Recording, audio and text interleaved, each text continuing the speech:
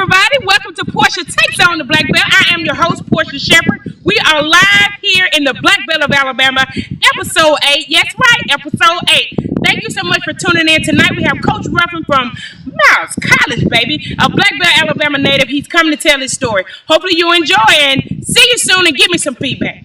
Peace. We are live here at Miles College. This is Portia Takes on the Black Belt. We are live with Coach Ruffin. How you doing, Coach? I'm great. How are you? I'm good. I'm good. Now, you are the, what is your title here at Miles? I'm the head football coach. You the head football coach? I guess you guys will help.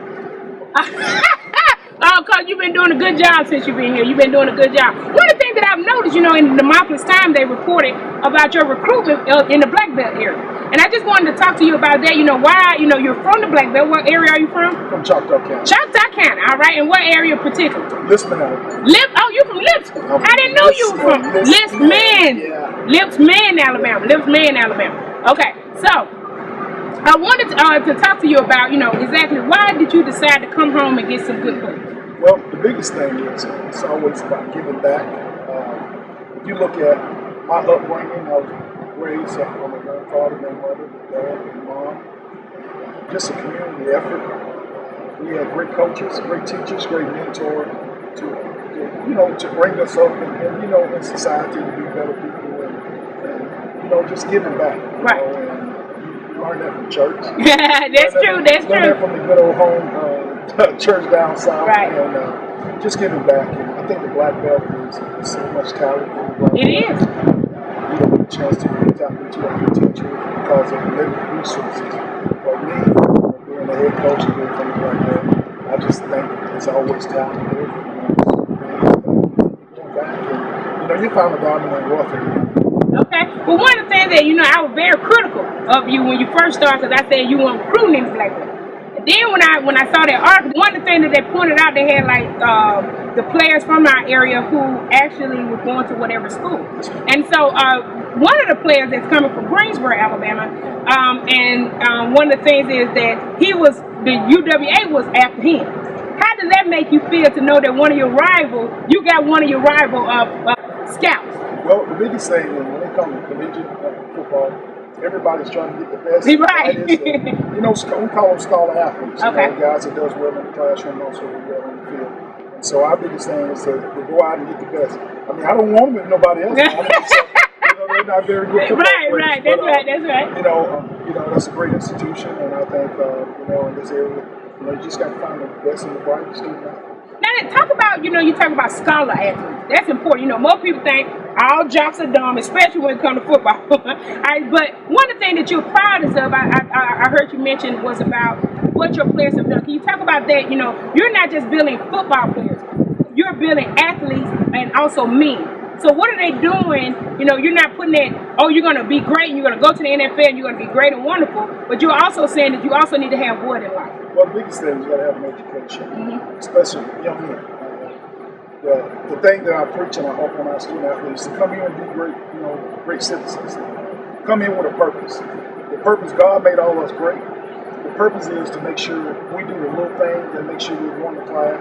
Make sure we're here for a purpose, not just to run behind the football or walk down the court for basketball and not get anything out of an education. So the biggest thing is the first thing we tell our guys, you got to get an education. I want you walking across stage, shaking our president's hand, being great students, off the field and just, doing the little things. Our kids, I'm proud of them. They do exactly what I asked them to.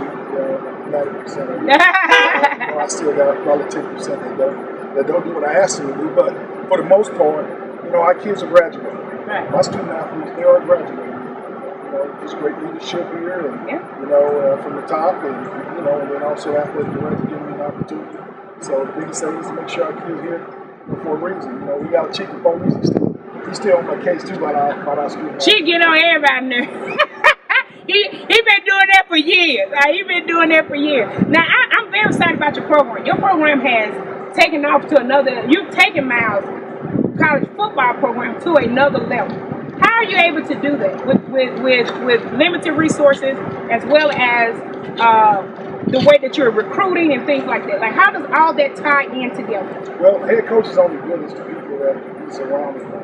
Okay, You know, I say everything starts from the top and it trickles down. You have the support of the administration, you know, you have the support of the president, and he's on board, he's on your side. You know, a lot of things can't go wrong. And then that trickles down to giving you the opportunity and resources to bring in assistant coaches who are pillar of men, who wants to mold and train young men to be productive, successful, get back to the world, get back to society. And, you know, and then surround yourself with students. Before you surround yourself with athletes, you know, these guys got to be great students in the classroom, you know, and then let their talent, which is easy because God given them the talent to be successful. The thing is, we have to make sure that they get in the classroom first. And, you know, this is easy. The field part is easy because you're blessed with being late. And so you can play the game. Yes, sir. My biggest thing is make sure you get in the classroom. I tell them all the time. You know, I have 3 degrees. I have a bachelor's and master's in the EBS. So I tell them all the time. I played college football. You know, I graduated on time, and you can do it too. And it's just the recruitment tool of our kids and our program is just the infrastructure of our program here at Miles College is just surrounding yourself with people who care about you, care about our students, and that's the, you know, key to success. It was a picture that went viral that was on Facebook where a couple of your players standing at the Blackbelt Auditorium, and they were talking about, you know, it's not about NFL, it's about going. And did you see that picture? If you did, how did that make you feel? Well, I was upstairs when okay. they took that picture, and they told me, "Coach, we took that picture," and you know, it was great. Right.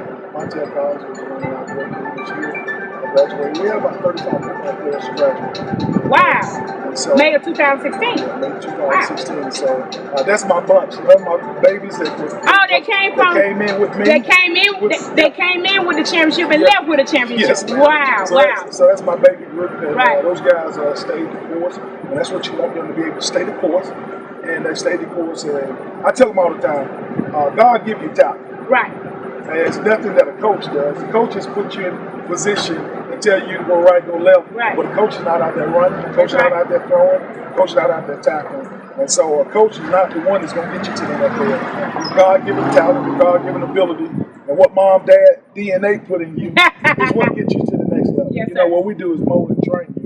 And I tell them all the time, I'm not here to get you to the NFL. Wow. I'm here to get you to graduate. All right. Now, no, I'm glad that you touched on that. What can a player, just say someone that's watching, what could they expect from coming under your leadership? What can they expect? Well, number one, they expect a coach who, number one, cares about them. The thing is about, and that's rare. It's about love. It's about love. Right. You know, love is what love does. And I'm going to love them when they come here. I'm going to be hard. I'm going to be what they call a tough love to show them that this world is not an easy world. And the next thing is you're going to come here and get an education. You're not going to come here and chase a football. I've been alluding to that, telling you that from day one. You're not coming here just to play football. You're coming here to graduate. I get more satisfaction when you walk across stage and when you say, "Coach, I did it. Thank you for all that you've done." And, you know, that's the satisfaction I get out of our student athletes. My thing is, as a head football coach, is I just want you to be the best that you can be when you leave Miles College. I want you to be better than I got you. When you leave, you're great. You're successful. You know how to work.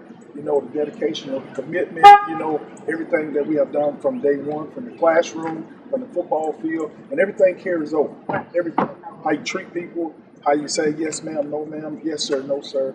This raised by my grandparents, kind of what I'm instilling in these guys every day. Wow. All right, Coach. You know, I'm happy that, you know, you went from Choctaw County and from the Black Belt of Alabama to a head football coach of one of the top HBCUs in the country, building a successful program. What's next? Well, I always say let God lead me. You know, God will lead me. I think what He sees fit. You know, I'm happy. I'm blessed. You know, to come from Choctaw County High School. Right. I had some great teachers, great mentors, great leaders. That taught me so much. You know, from my parents, my grandparents, and then just my teachers. I tell people all the time. I have the best teachers coming up from middle school, high school, elementary school. You know, and just did the right things for me and gave back to me so I can give back to them.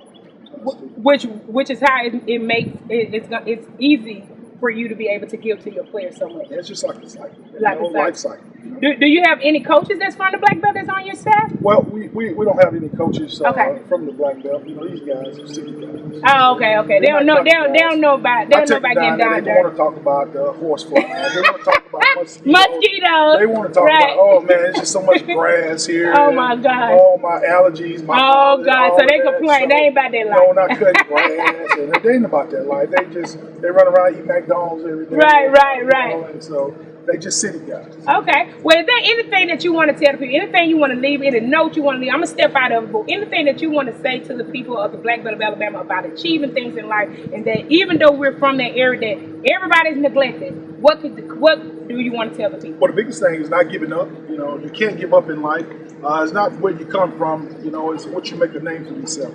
Always remember that, you know, the biggest thing in life is not being the person that gave up on life, because you're giving up on life is like giving up on God. That's what the Bible says. And so I tell our kids all the time, and you know, you can't give up. You know, I came from the Black Belt, regardless of what situation, regardless if I come from a single parent home, I come from being raised by my grandparent, that's fine. You rise above the circumstances, you rise above the cause, and just continue working, continue fight till you can't fight no more. And not giving up, not laying down. But you know, when you get knocked down, dust yourself off, get back up, and look, listen, and we learn. And that's what I tell our kids every day. Tell the Black Belt, look, listen, learn. I made mistakes. I wasn't the perfect guy coming from the Black Belt area, but I do know that I'm very respectful, and I do know where I come from. So. All right.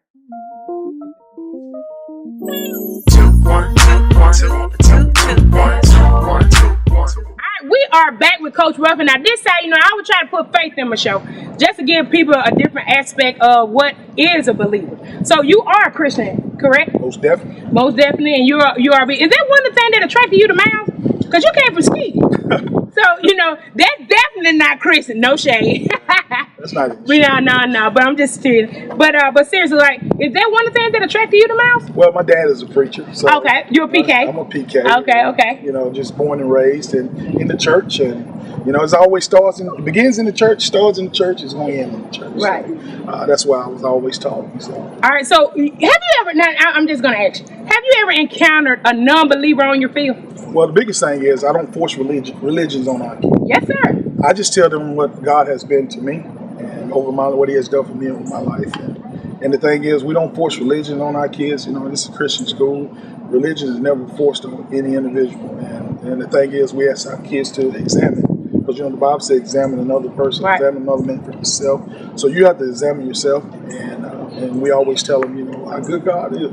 And then we let that, flow on them, and they make their own judgment, they make their own decision about Christ. Okay. Now, what have you ever had that disconnect? Now, I'm a PK, but I was a bad PK. I wasn't like my brother and my sister. Okay. But was there ever a moment that you had to come to yourself and say, I'm not where I know I should be in that particular area? Especially you played football in college, and I go. So if you think about it in that time, I know you're a father now and you're a man, but was there ever a time to where it may not have always been straight and narrow for you? I done backslid so many times. But we're not perfect. Absolutely. And, the biggest thing is, there's only one person, a perfect human being. That's Christ Jesus. Yes, I tell everybody. So we all make mistakes. You fall down, you just got to get back up. And the day is a struggle. Every day is a struggle. Every day, it's called life. It's learning.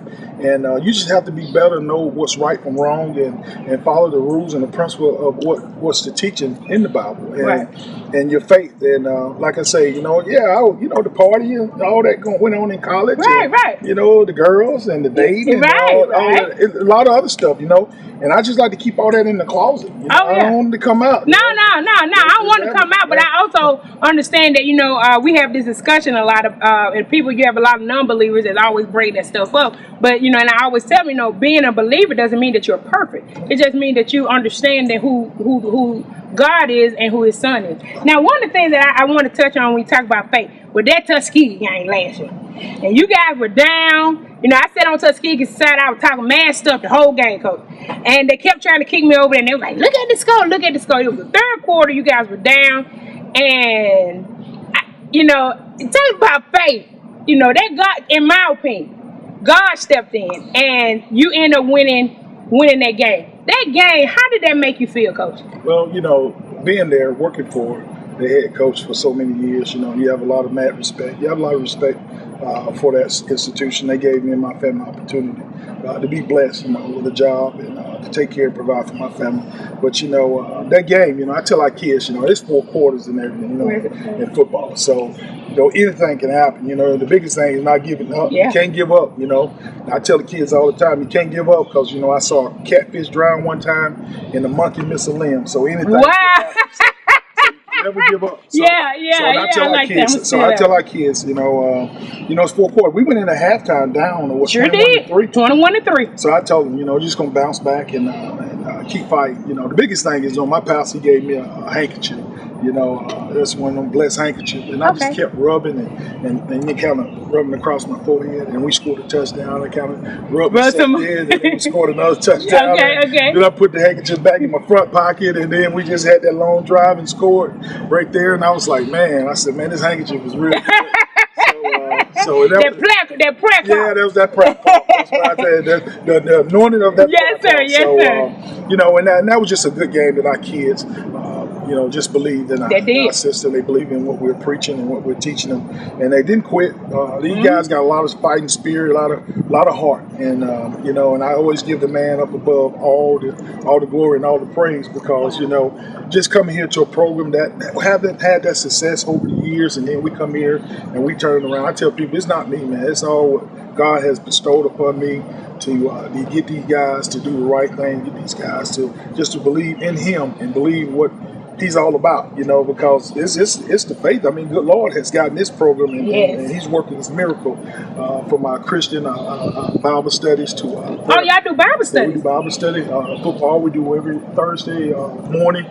We do what we call our prayer circle with the team. We have our minister to come out every Thursday morning and just that's David Miller. David Miller. I saw that on David has online. done it. Then we have our chaplain, Danny Bugs, does it Friday nights at the hotel. Oh wow! With our kids, and we have church. You know, we worship Him. You know, we worship God. You know, we really worship. You know, right? And, you know, and our kids really, they love it. You know, they get upset when they don't have church. You know, wow! Friday night, we do it every Friday night before our games.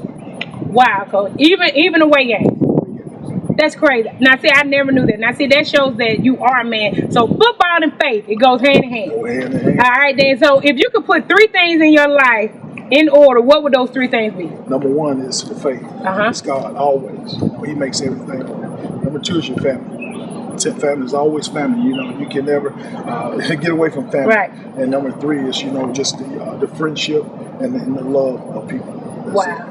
All right. So he said faith, family, and friendship are 3 most important things in life, and I think that you can be able to deal with it. Coach, I appreciate this opportunity, and even though I was late, I appreciate you sticking around to do that. All right, this is Coach Webb. You got to come out. First game is September the 4th, Legion Field. 4 o'clock. We're playing Fort Valley State University. Going to be a big game. You're gonna do some great things for the school and try to. Well, no, you're not. You're not gonna try. You are going to go to the championship, and we're going to whoop state this year, too. All right, then. I appreciate it, Coach. Thank you so much. Stick it in there.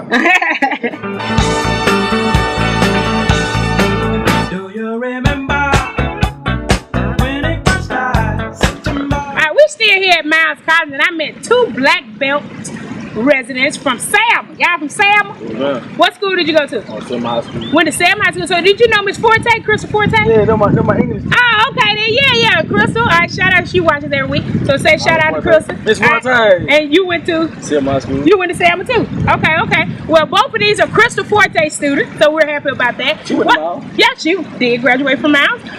But why did y'all choose Miles? I chose Miles because I think I would have, you know, a better expectation of how my life would turn out to be. Wow. Stuff like that. And, I just wanted, you know, come to college, you know, start a new chapter in my life. Okay. All right, what about you? I feel like coming to Fairfield, you know, this is away from Selma, you know, would be a great new start. Miles has very rich history. I feel like I can just get a good start here, you know, just get away from Selma and see some new things, experience some better things. Wow. All right, now tell me about, you know, all the stuff that's going on in Selma. How that make y'all feel? All that crime and all that crap going on, killing and all that stuff. How do y'all feel about that? To me, how I feel about it, I think the violence should stop. It should. I mean, all that stuff is a call for. Right. Like the killing and all the robbing and all that kind of stuff. you're not called. I had to get away from, you know, our harsh environment because where we stay at, you know, it's real. And this stuff that you see on TV is really happening. So, you know, we had to come just get a better outlook on life because, you know, it's bigger. It's a bigger world outside of Selma. So, you know, we had to come just get away. All right. What do you want to see change in our area? I'm from the Black Belt. You know, what are some things that you want to see change in the Black Belt of Alabama? Well, I think it should just be more, you know, positivity. Okay. More positivity, more activities, and more things for us to do to keep us out of trouble. Right. Okay. What about you? I think like, you know, like how Selma used to be, like you had skating, bowling alley, Sure did. you had That little arcade. arcade stuff like that. Yeah. You know, keep kids out. Taylorville, wasn't it? Yeah, Taylorville. Keep kids out the street, stuff like that. But, if they can, you know, do things like that, I think Black Belt really definitely. All right, Mr. Perkins, you hear that, don't it? All right, so I want to make sure that you hear that. I'm so glad that you guys chose Miles. Make sure you guys, I'm going to be up on that hill during homecoming. I'm going to have a big purple and gold tent. Look for me, Portia Shepherd, so you got to get y'all something to eat that day, okay? All right. I appreciate you guys. I'll see you guys at Labor Day Classic. And thank you for coming to Miles College. We gone. Faith, family, friendship, football. All goes hand in hand when you're talking to Coach Ruffin. And also, did y'all enjoy those two boys telling you how great Miles College is that's from the Black Belt? That's right, we have a growing number of students here in that area, right here in the Black Belt of Alabama. Even my cameraman is going to be a presidential scholar at Miles College. So that's how great it is here. Thank you, Coach, so much for doing the show. I hope you guys enjoyed it. You learned some. I know you know Portia, Miles College. Oh, of course, it goes hand in hand. Thank you so much for watching, and bye-bye.